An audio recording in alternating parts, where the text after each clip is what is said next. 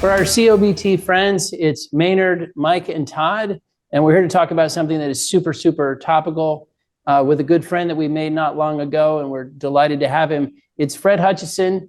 He is the president and CEO of LNG Allies. So he has been doing this for at least 10 years. He's right in the middle of the LNG discussions. This is obviously one of the most topical things happening in the energy policy, et cetera, broader debate world right now. So, Fred, we're delighted to have you. Really have enjoyed getting to know you and can't wait to talk about everything that's happening in the LNG space right now. Well, I'm excited to be here. Fantastic. Well, Mike, what would you tell us to get us rolling with Fred and more broadly? Yeah, Maynard, I mean, I've come on here the last 6 or 7 weeks, and every time I come on, I say, I sound like a broken record. The market continues to make new highs. You have our permission to sound like a broken record if you want to. Well, unfortunately, today it's not going to be a broken record. It's okay. A little bit of ugliness out there. And so today we're going to talk about 4 things. We're going to talk about economic stats. We're going to talk about the broader equity market impact on some of these economic stats, commodity markets, and as well as energy sector. Some thoughts there. I mean, first, today, CPI printed. It printed much higher than most people expected. And so, the 10-year bond rallied or surged, if you want to put it that way, to like 4.3%. That's the highest it's been in quite a bit of time.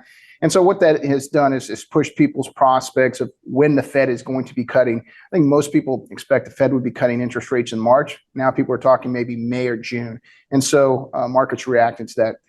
Second thing, talking about the broader equity markets, the Dow today is down about 700 points, roughly 1.8, 1.9%. And it's because of the CPI stats. It's because people's expectation is that we're going to have a soft landing, the Fed would be cutting rates, and this Goldilocks scenario started to build. And so that's what's going on with broader equity markets. So we have PPI in a couple of days. We have some other economic stats. And so there's going to be some volatility this week. So expect that.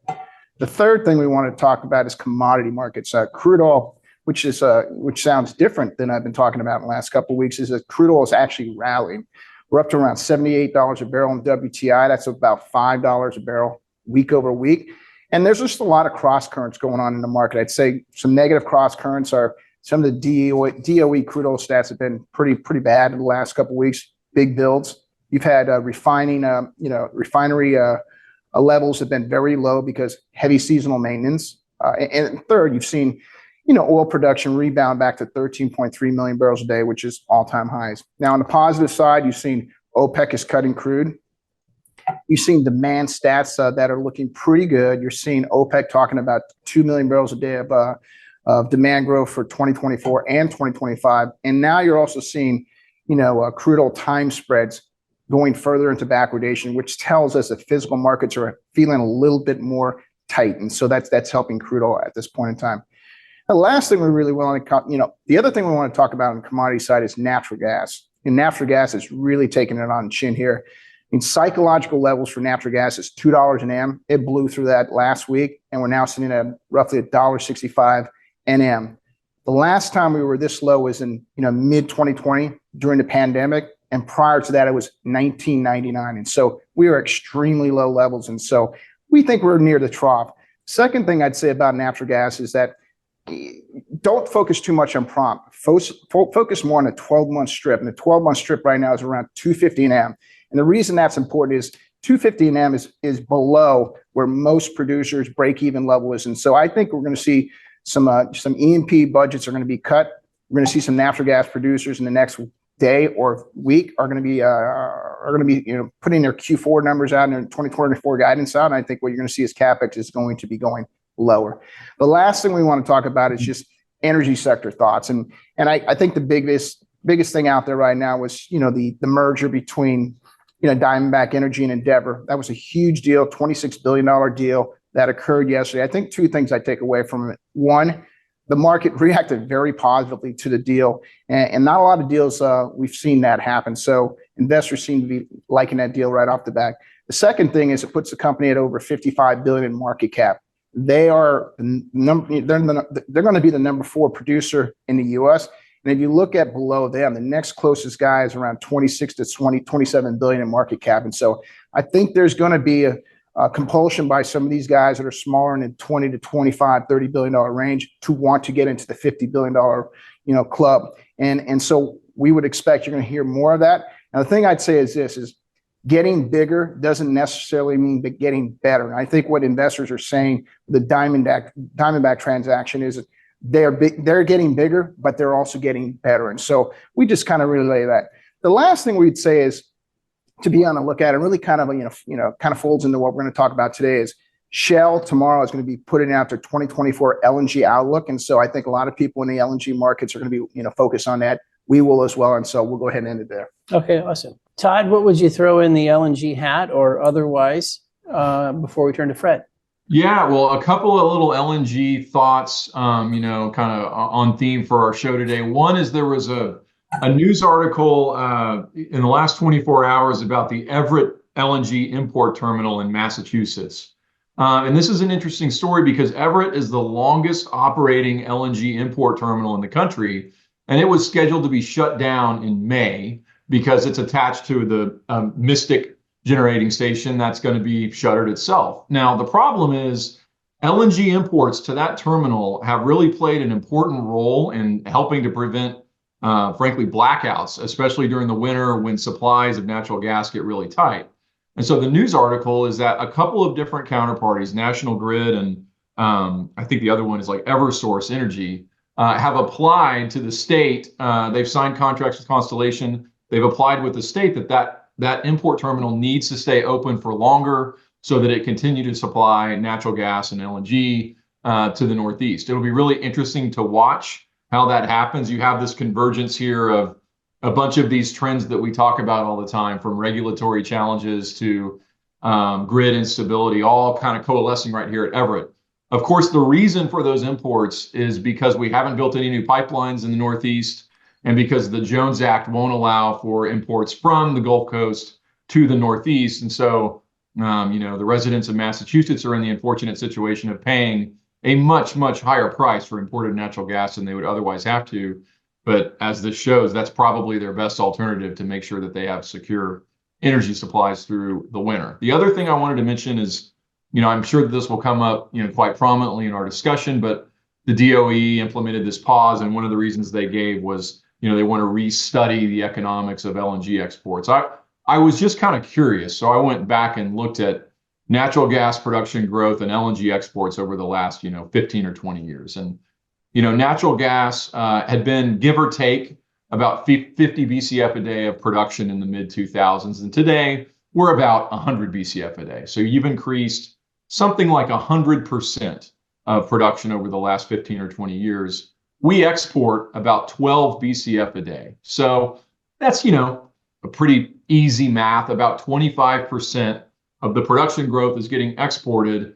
And I think anybody who's followed the natural gas market would know you have not seen any kind of sustained increase in pricing over that time frame.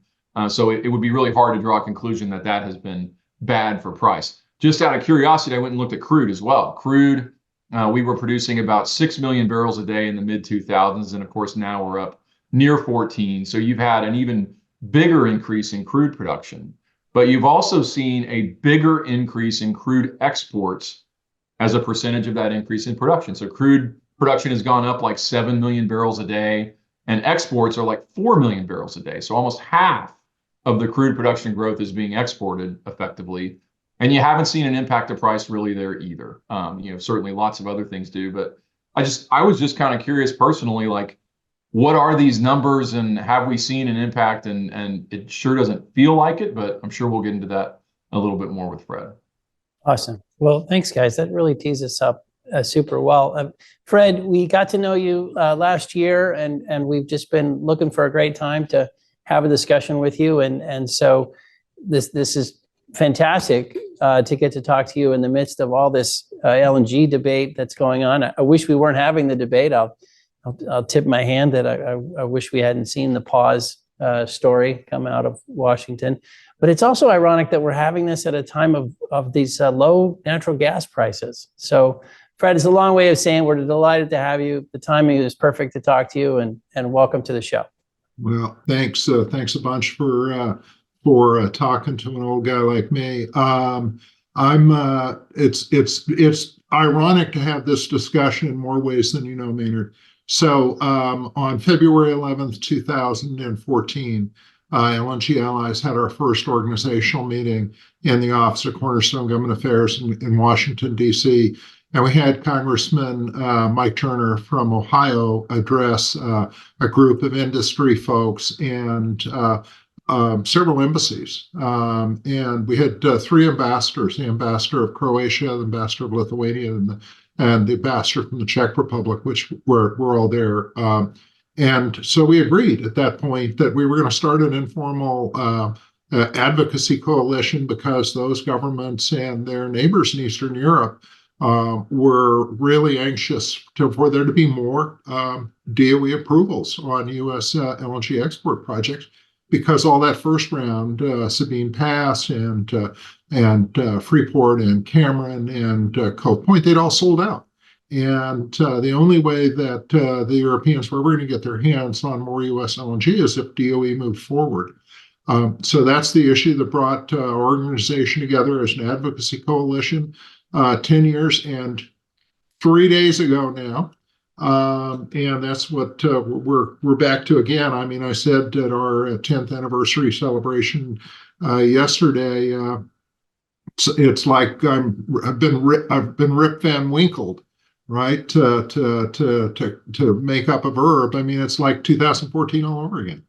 It is pretty incredible. It's one of the first things that that jumps out about your bio is that you have been doing this for, as you said, 10 years. And 10 years ago in the LNG space was a phenomenally different world. I mean, we were just starting to export. We were just nosing into it. We had just gotten comfortable with it.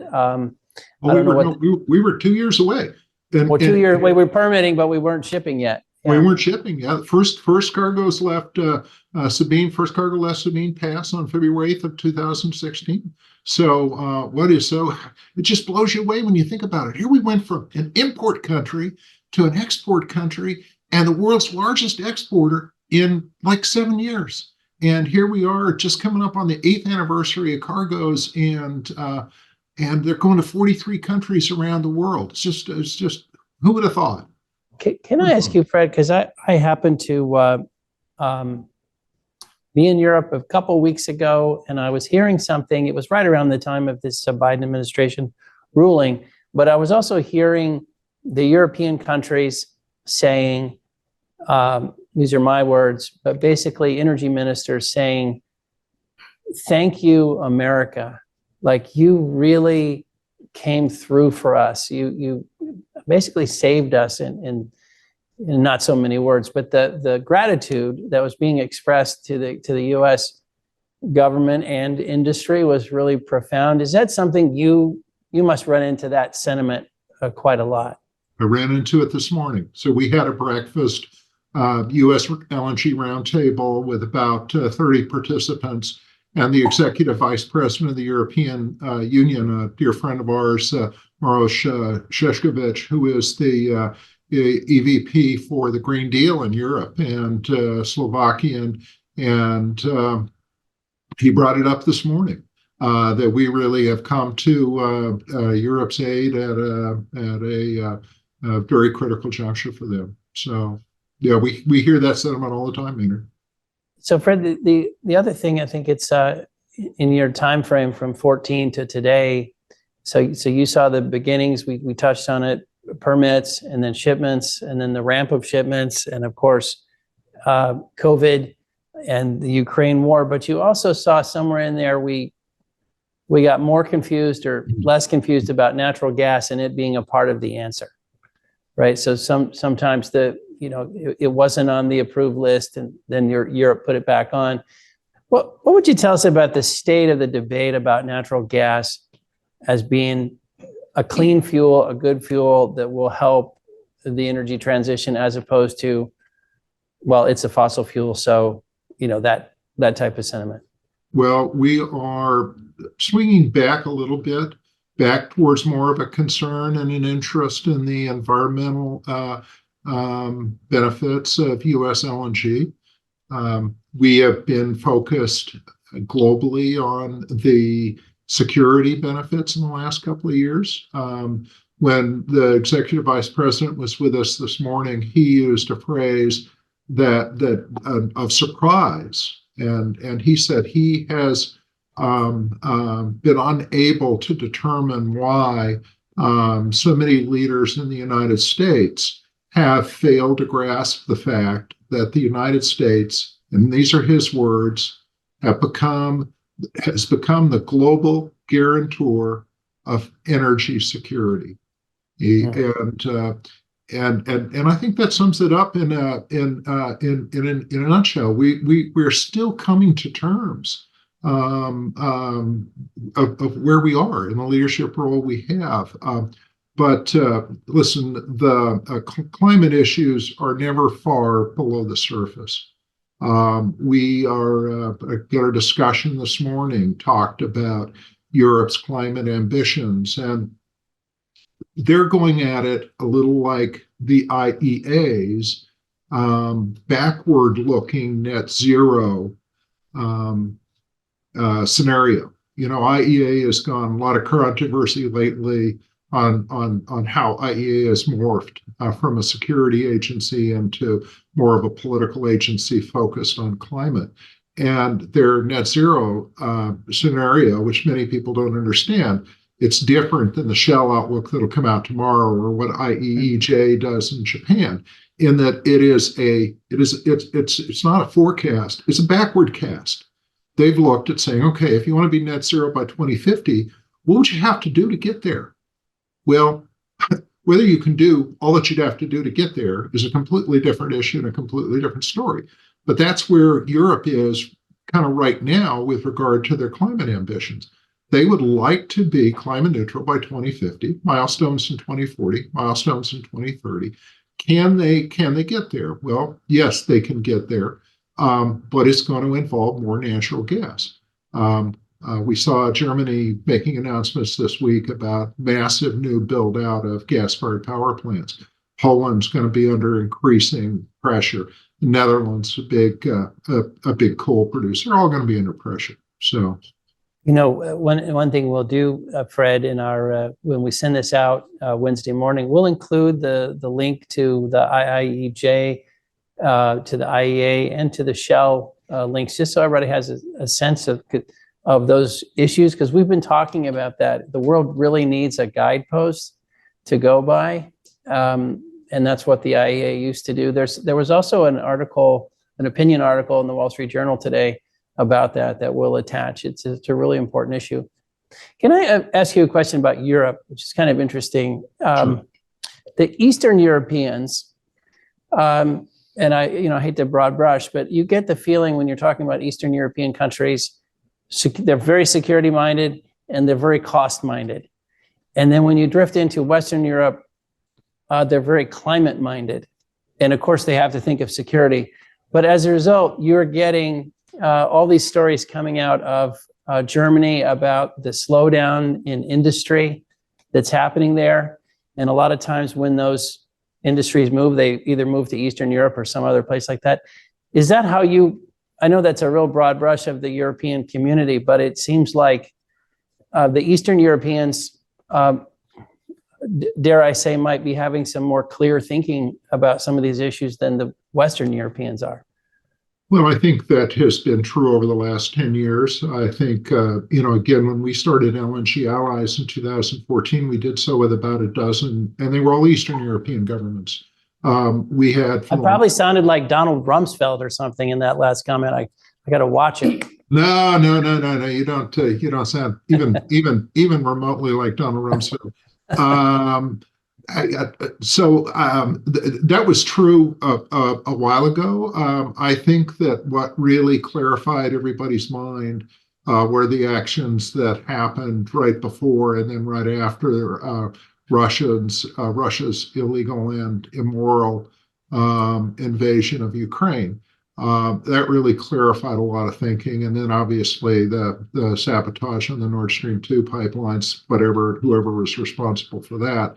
But no, it's clear that security is a huge issue.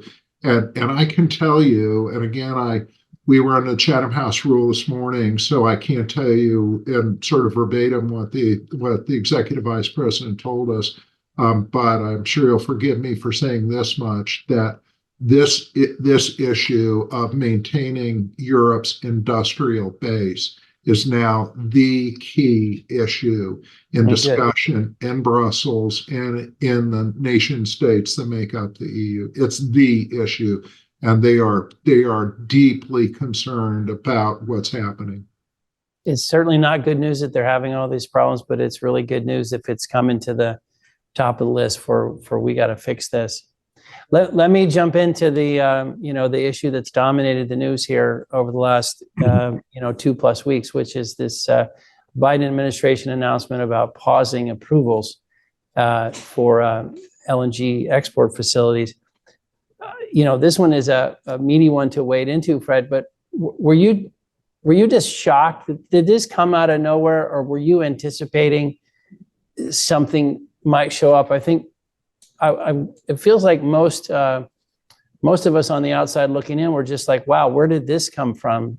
A type feeling. But what was your reaction? Maynard, I'm the kid that always looks for the pony in the room at Christmas time when there's like 3 feet of manure, right? Where is that pony, So where's the pony in this one? So I have been hoping that my friends in this administration will probably kill me for using that analogy, but we were looking for the silver lining to shift to another metaphor, and we thought we'd found it in some respects, but it was pretty short-lived, and it's there's a 3-hour discussion about all of that, but were we surprised? Not particularly. We'd heard rumblings about this in December, and it cooled a little bit, obviously, over the holidays. There were several things about it that surprised us. I'd say first and foremost that it seemed to be a decision that was imposed upon the Department of Energy by the White House. Clearly was a reaction to the planned protest in front of the Forrestal building. Jane Fonda and some of the activists from the Gulf were planning a 3-day sit-in and about this time in DOE headquarters, and so DOE is taking this pause, gave them a chance to wave off that demonstration. But look, this administration, the truth is, Maynard, that the pause has been a formal pause now for the last about 3 weeks. This administration has, in essence, been under an informal pause on US LNG export authorizations for 2 of the 3 years they've been in office. So let's just go back to January 20th, 2021, and then move forward. So from January 20th, 2021, until March of 2022, so after the invasion of the Ukraine, this administration did absolutely nothing with regard to US LNG export authorizations. They had capacity increases from Golden Pass under construction. FERC approved some increases for the 2 Cheniere projects at Sabine Pass and Corpus. This administration did nothing on the small little capacity increases for 14 months. Then right after the war, the first thing they did was approve those 2 capacity increases for the Cheniere projects, approved 2 more, one for Golden Pass under construction, one for Magnolia not yet under construction, and then have done 3 after that. So between March 2022 and March 2023, did 7 small incremental increases. So from March of last year until January 26th, we were again under an informal moratorium by this administration. They had an application from Commonwealth LNG filed on October 19th, 2019, that FERC approved on November 18th, 2022. So unlike prior administrations, whether it was Obama or Trump that acted relatively quickly on this, Commonwealth was ripe and ready to go in late November of 2022, and it is still. not been approved. It is paused by the current action. So for 2 of those 3 years, it's been an informal pause. They made the announcement that it was formal. But that's only part of the story, as I'm sure we'll get into. The real question is, what are they going to do with this pause? Why is it necessary? Is it justified? Is it political? Those are issues that we've drawn some conclusions since January 26th. You know, the other thing that's striking about all this and the way the world has changed, and I loved your expression about the U.S., being the guaranteeing energy freedom around the world. None of this would be possible without fracking. And in the last election, there was still some residual discussion of fracking and whether or not it was a good thing or whether or not it would be, allowed on federal lands and things like this. Do you notice anything about the fracking discussion now that, because even an ardent opponent of fracking, well, let me say this differently. Even if you weren't sure about fracking, none of this would be possible without fracking. So is there anything there that's interesting that you notice people changing their minds that had been opposed? I don't have noticed anything in the United States. I will say that the confusion outside our borders with respect to our production is extensive. And honestly, the only way that anyone will ever be able to really grasp what this looks like is tag along with Toby Rice, go up, as we took a group of our embassy friends to do here in 2022. Go look at this. Go look at their drilling and their fracking sites. Look at how they do it, and then go to the biggest production pad that they have on a mountaintop with the green hills of Pennsylvania back behind it, and when you really sort of see the smallness of the footprint and how it's interspersed with all the farmland, and how when it's done, it sure it looks like a semi-industrial facility, but not out of place in the landscape. And all of those myths that were perpetrated by folks that hate fossil fuels, those been thoroughly discredited in the United States, at least in our view. Yeah, Fred, I was interested in your comment about deindustrialization of Europe being a real big priority for Europeans. And I kind of contrast that to sort of how this all unfolded in the LNG side. On the LNG side, there was a lot of resistance by Europe to take cargoes, to be honest with you. Then the war came and they were scrambling from cargoes, from Asia. Prices went up substantially. Then the war kind of subsided. LNG started, was not a big issue of obtaining that. And so there was some resistance to sort of getting these deals past 2050. And really over the last, say, 6 months, it feels like the deals, Europeans are willing to go beyond 2050 on some of these LNG deals. Maybe kind of talk about this whole deindustrialization of Europe. Do you expect that there's going to be more longer term deals from these countries as we, say over the next 6, 9, 12 months? Oh, I think so. Look, we've seen plenty of evidence of that. There are a number of companies in Europe and Asia as well that have written, for example, to FERC. FERC has yet to approve Venture Global's Phase 2 at Calcasieu Pass, which has sort of become the poster child for the environmentalists on US LNG. And the CEFI, which is the former Gazprom subsidiary in Germany, it's now called Saving Energy for Europe, I think, or Securing Energy for Europe, CEFI. And so that they signed a deal with Venture Global, JERA, the Japanese big consortium, the buying consortium over there, signed a deal with them, and that project hasn't yet come out of FERC, so it isn't caught up yet in this DOE pause, but at some point it'll emerge from FERC, and if the pause is still in place, we'll be caught up in that. So yeah, there's been a lot of interest in long-term contracts. It's post-COVID. I think that The reality of the market is that for LNG was that it was pretty well supplied for a while.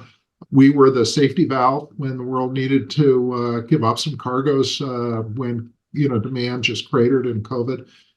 U.S. was the least expensive place to do that. So we started to see the global interest in long-term contracts really pick up in 21. A lot of activity in 22. Before the war, more afterwards. But in part, as you all know, this business, very personal business, and for 2 years or more during COVID, our commercial teams didn't get out around the world, couldn't get to Asia at all. And I remember all of the times that we tried to do. It's possible to do a virtual conference with the Europeans because they're 6 or 7 hours different from us. Boy, try to find 2 hours of overlap between the United States and Japan or China or other parts in Asia. It was impossible. So no surprise that things really contracted in 20 and 21. And China just opened itself up in 23. I mean, you couldn't even get back into China until 23. And so that had a lot to do with it. Hey, Fred, a quick one on, you referenced the economics of the pause before, and, take us behind the scenes or maybe talk about some of the other constituents that are lobbying and talking about LNG. I think we're aware of maybe the environmental, folks that are raising issues, but are there other parts of the U.S. industrial base that are saying, I'm not so sure about exporting all this energy. We kind of like keeping our cheap energy here. Or is that a voice that isn't really heard very often? Well, Todd, it's really, really, really, really interesting that you bring up this point because there is a little one-man organization called the Industrial Energy Consumers of America. And if you were to go to their website or if you were to read all the missives they've had on LNG, going back to pre-construction periods, they opposed Sabine Pass. They have said this is going to kill manufacturing in the United States, and they've been on this warpath for about 15 years. Hasn't proven true, but you go and you think they speak for manufacturers in the United States. Well, they don't. They have 2 or 3 companies across 7 or 8 industries, heavy into forest products as far as we can tell, and some other energy intensive businesses. And they've been the ones that have fed this narrative in conjunction with the environmental NGOs. IECA has been off on this path, and they've been doing this, and it has been completely disproven. We did a study ourselves at LNG Allies. We asked Dean Foreman, who was the API's chief economist and is now the Texas Oil and Gas Association's chief. We asked Dean to do an analysis for us, and there's no relationship between U.S. LNG exports and domestic prices. None. Zero. Using standard econometric tools that anybody can employ with data that anybody can get from the Energy and Information Administration. Anybody can do the same kind of analysis, and there's only one possible result. There is no connection of a significant or sustained nature between U.S. LNG exports and domestic prices in the United States. Now, were there some periods of time when the trend lines on prices went up with the trend lines on exports? Absolutely, especially in that 2020 2021 recovery period post-COVID. The trends went up. But look at where we've been. We've been flat on LNG export capacity since March of 2022, when Venture Global's Calcasieu Pass project came online. Now, Freeport dropped off after the explosion and fire, and they were down for about 9 months, right? But starting in March of 2022 till the present time, there's been not a single drop of additional LNG capacity available in the United States. It just, there won't be until the next project come online at the end of this year or the beginning of next year. So there's this huge, long period of time for which LNG exports are at a ceiling. Now, the market will tell you how close they get up to that ceiling, and what has happened in prices in that period of time? Well, since August of 2022, right? They've been on a downward slope, and you guys talked about it at the beginning of the show. Look where we are today. I mean, that case is that's a bogus case in our view. Look, there was nothing that this particular this group of manufacturers. Let me emphasize it again. It's not the National Association of Manufacturers. It's not the American Chemistry Council. It's not the aluminum producers. It's not the American Forest and Paper Association. It is a few member companies from those industries supporting a cause, and going after US LNG exports has been a big piece of what they've tried to do over the last 15 years. And it hasn't stuck until this administration. It's resonated with this administration. Honestly, I think as they have looked for other reasons to do what some in the White House wanted to do for climate reasons. So the economic piece is, sorry, I'm getting a little worked up, but we just think there's no case to be made there. Fred, let me ask you kind of a follow-on to where Todd was headed, which is how about some advocates for US LNG that would surprise us? I think we kind of know generally who's for it, and you filled in some of the who's against it. But what about some other proponents, be they labor unions or different-minded environmentalists, or where are some other pockets of support around the LNG space? Well, I can tell you, Maynard, that there's a lot of those. And if you would have asked me, I knew there was going to be a reaction to this pause when it got announced.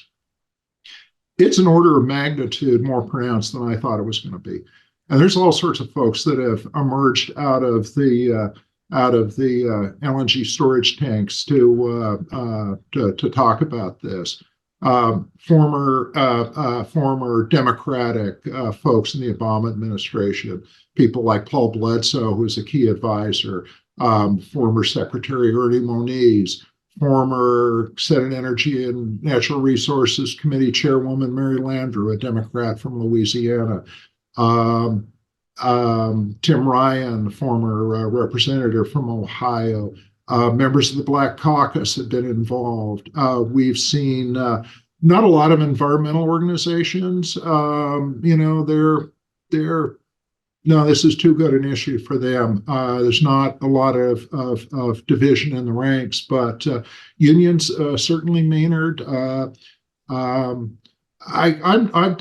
guess I'm astonished. But when we started our little advocacy coalition 10 years ago, one of the things that API told us that we had to do was that we had to make it as broad a little coalition as we could. So we went out and found everybody that had ever written anything positive about LNG in various and sundry little trade associations around town. Of course, we didn't go talk to Paul Sissio from IECA, but we talked to and were able to get the National Taxpayers Union joined up with what we're doing. American Council for Capital Formation, the Small Business Group did.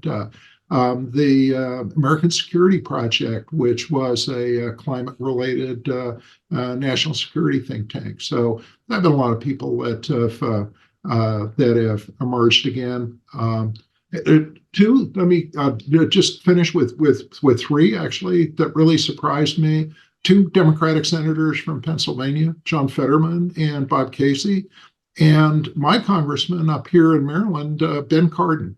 And I've heard Ben talk over the years, off the record, behind the scenes. He's not a LNG foe, but he came out recently. He's now the chair of the Foreign Relations Committee in the Senate and said, "Hey, this is not such a smart idea." So with all that pushback, and I think we'd agree, we've seen a lot of this. Do you think there's some chance that there's a a change in course or a revision to the pause, or will it just be a lot of noise that blows over? Well, let me get my yardstick out and let me plunge my yardstick into the living room at Christmas and We're looking for that pony again, Fred. Yeah, let's see how deep it is. Maynard, I don't think so. Look, and you know, it just breaks my heart. I mean, I worked for a middle of the road Democratic senator from Idaho for 6 years when I started in Washington way too many years ago. And it breaks my heart to see how we've become so polarized in this country over so many issues, energy being one of them. You know, it just seems like that we're becoming, it is becoming more and more impossible to have a bipartisan discussion on some of these things.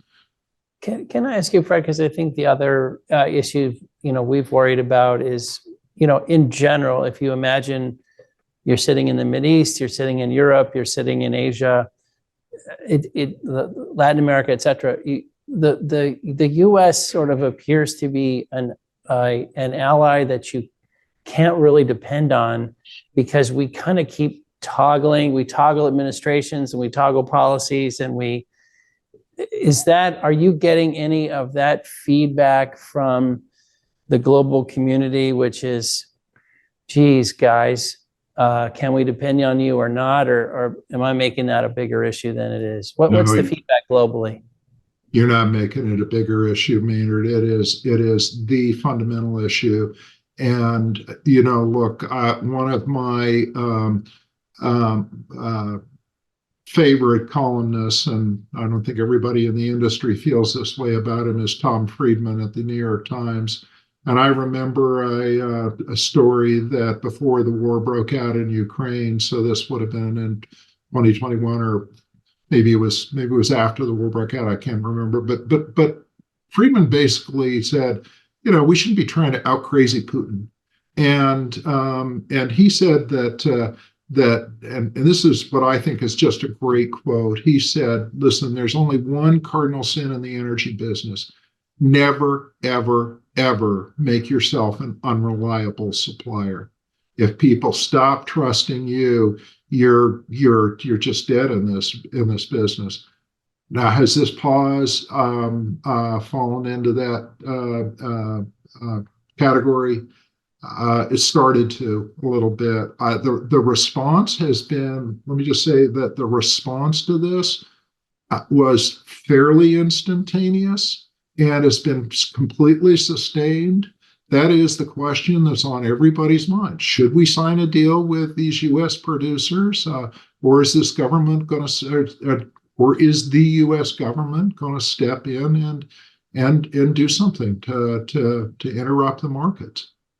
I assume Biden hasn't commented on this in public. I don't believe I've seen a quote from him. I have not seen a direct quote from the president, Maynard.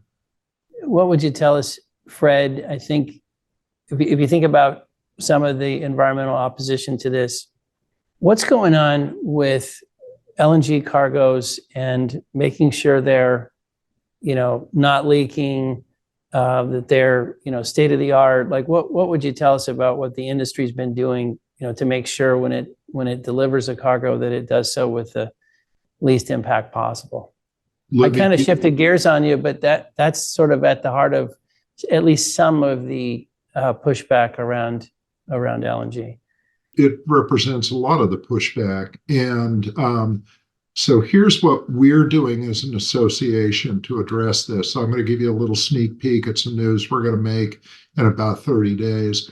So we're now at the second year of a multi-year effort that we've contracted with the Energy and Climate Group of the practice at the Berkeley Research Groups, or BRG. You all probably know Chris Goncalves, who goes to a lot of industry-related events. You know, BRG is not only sort of the leading global practice for the industry in this area, but they do a lot of commercial dispute cases where they're called upon as expert witnesses. And what we've asked BRG is to begin to build us a framework so that we can benchmark US LNG and its greenhouse gas footprint against gas from other parts of the world and coal. And we did not publicize the results last year because we wanted to tweak this a little bit. It's a proprietary model that BRG is building. We don't have exclusive use to it at the moment, but we're all very protective of it as we build through it.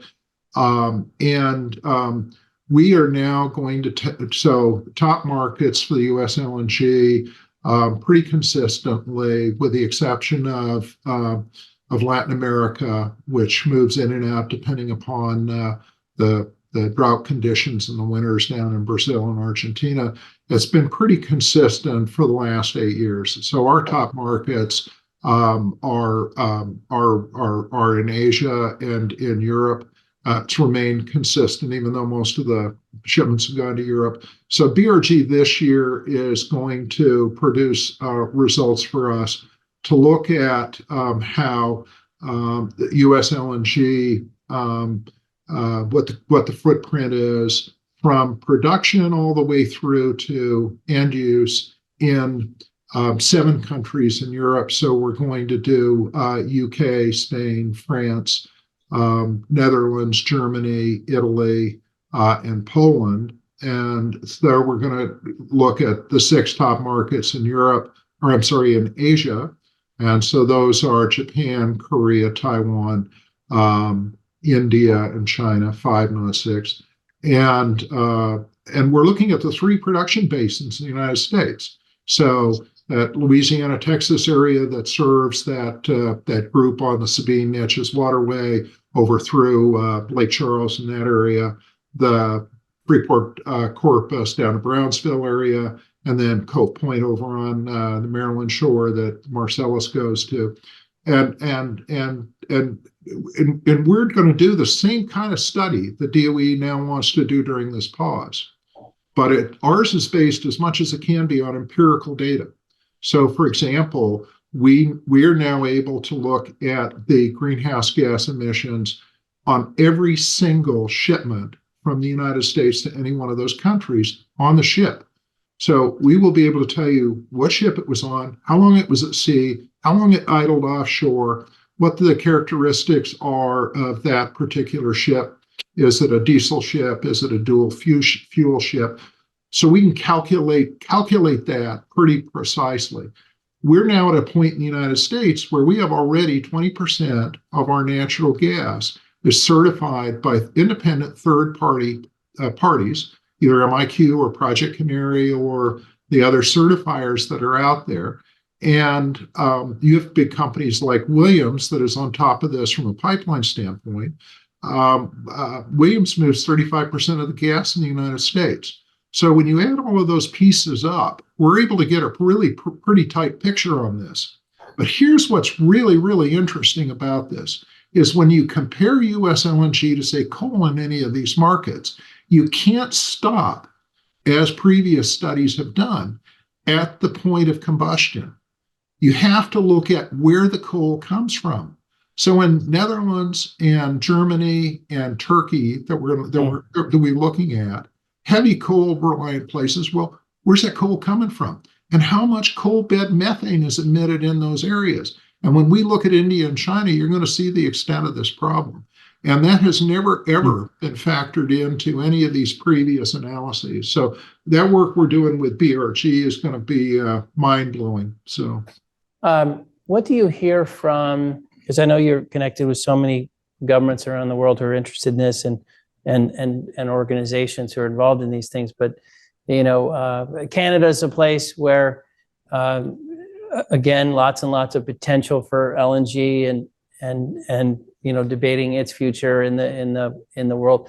What do you hear from some other places around the world that are contemplating either LNG projects or more domestic natural gas drilling? Like what's a sense of some of those communities and what could be happening over the next 10 years?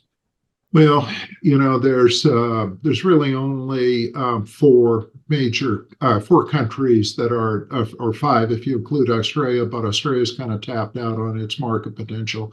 The areas for growth in the future on natural gas are really the United States, Iran, Russia, and Qatar. And so those are really our principal global competitors. There are projects off the east coast of Africa, projects off the west coast of Africa that are in various stages of development. Certainly, shale as a resource exists in a lot of places, but you probably even delved into that on this particular broadcast. But what happened in the U.S. on shale isn't replicable around much of the rest of the world.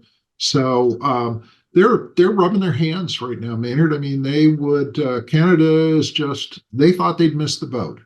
And I tell you, if you're an X-Man or a former Bluebird guy, you would know that you have LNG in your feed. You see way too many stories from Canada and way too many stories from Germany. But they're just rubbing their hands on this prospects. Qatar's, methodical about what it does, but the Canadians view this as perhaps a potential opening for them. Yeah, maybe it's a little bit off course here, but one of the things that concerns me with LNG is, these 25 and 30-year deals. And then when you look at the U.S. resource base, I mean, you can't find many companies that have more than 15 years of reserve life and stuff of that nature. So it kind of makes me think that over time, the natural gas prices, if we're going to be involved in the LNG market, are going to have to be higher because we're going to have to dig deeper into the rock, and it's going to be lower quality. Any thoughts about that? I think we've all been pretty astonished at what has happened. Laterals are longer, the technologies are improved. I don't know where we are. We're getting, what is it, maybe 5%. When you do a frac, you get maybe 5% out of the area that you fracked. Gosh, I mean, even add a percentage or two to that and changes the economics substantially. There's if you dig into the statistics on the future gas supply of the United States, one place you'll turn to is the Potential Gas Committee, which is run by the Colorado School of Mines. And every 2 years, they make an assessment. They get like 75 or 100 of the top researchers together, and they go around the United States basin by basin, and they try and get a fix on where our resources lie. And so, from a resources standpoint, the Potential Gas Committee is the sort of the authority on the big picture. And then there's those issues. EIA focuses on reserves, proven reserves. There are some SEC related. When you start using some of these terms, and you start getting yourself swept into issues on disclosure and other sorts of things.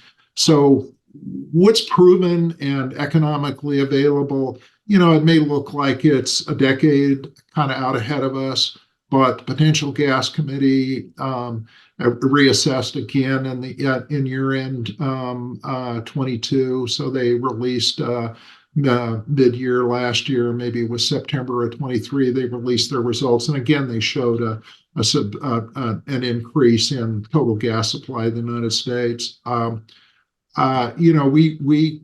I mean, among other things, I think what's a real surprise is that when you look at that explosive growth in shale, an awful lot of that was Marcellus and Utica. But look at how the associated gas growth, especially in the Permian, has come on. Thank goodness in the tail end of the Obama years, the crude oil export ban got lifted. I mean, think where we would be today with regard to gas supply. I'd be more concerned about domestic issues and domestic availability and prices if we had still had that crude oil ban in place, because it would definitely be limiting how much gas or how much oil we're producing in the Permian, which would in turn affect the associated gas volumes that are available. That's really interesting that you say that, because I mean, I wonder how many people realize that the reason gas prices are so low and why we've been able to do all these LNG projects, a lot of it's been associated gas from the Permian. That's going to continue to be the case now. And so if you put up barriers on pipelines, natural gas pipelines, oil pipelines, drilling permits for crude oil, you're actually going to be basically affecting natural gas. And I just don't know how educated, legislators are in DC to that fact. They're no better educated than the public at large is, which is to say that almost everybody is, I don't want to say completely ignorant, but that's probably the best descriptor I can come up with. It's really a sad state of affairs when people don't understand such basic things as, there's all that talk about levelized cost of energy, for example, and how, solar is, such great pie in the sky. And, nobody accounts for how much you have to put in place behind that in order to be able to, produce electricity at those rates. So no, listen, the ignorance is, it's widespread. It's sad. It definitely permits people to want to manipulate the public opinion around these issues. It's easy to, people just lie. People just flat out lie, and they get away with it, and just kind of makes me mad as hell sometimes. But what are you gonna do? So.